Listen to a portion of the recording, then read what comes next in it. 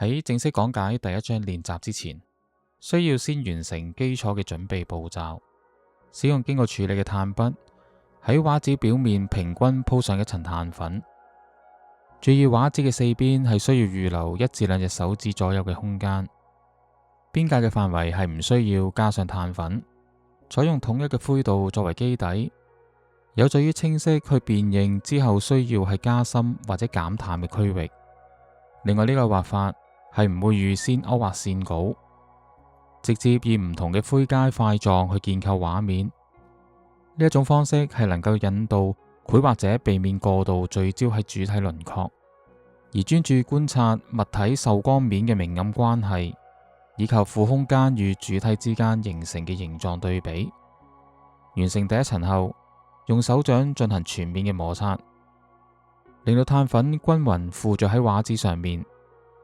若然出現斑點狀嘅瑕疵，通常係源自於畫板嘅表面唔平整，或者係紙張嘅折痕。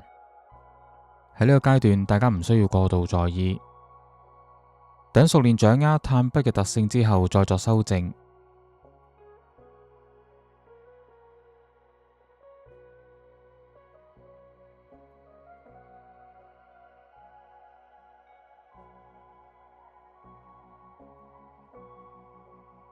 預留空白邊框嘅主要功能係防止炭粉減少畫出畫紙以外，跟住進行第二層炭粉嘅塗抹。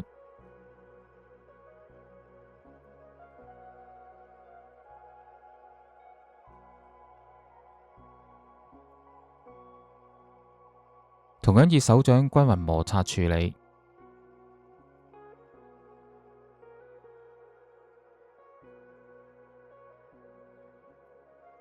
依家開始繪畫第一個練習，喺畫面嘅中央繪畫一個圓形，並且將背景分割為上淺下深嘅區域。我哋先從背景開始，主體與背景一光一暗，透過主體與背景嘅明暗對比，可以理解如何運用基礎嘅灰階差異營造立體效果。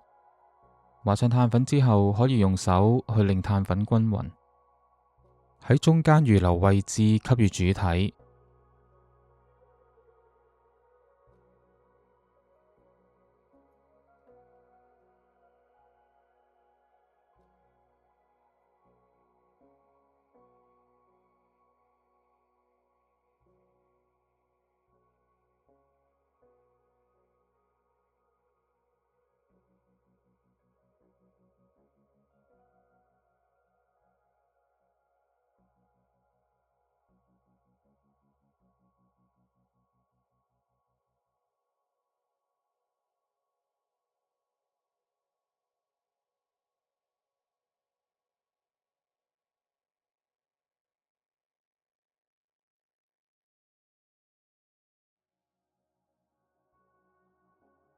先目測確認比例同埋位置，預計一下圓形嘅大細。先喺圓形上半部分加上炭粉。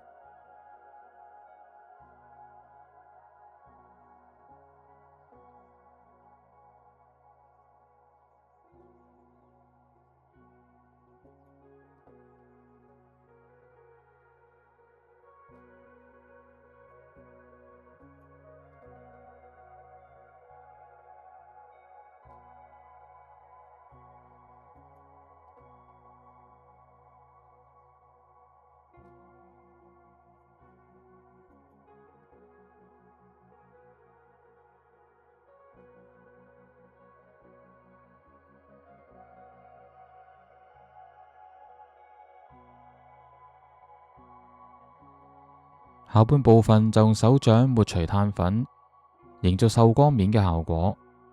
每次操作前都需要用布去抹乾淨。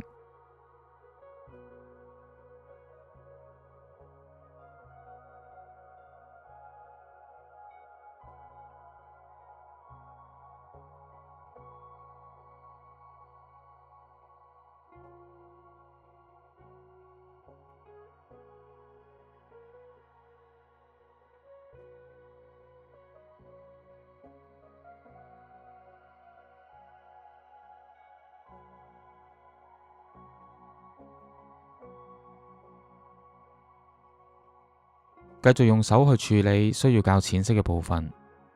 令到明暗更加突出。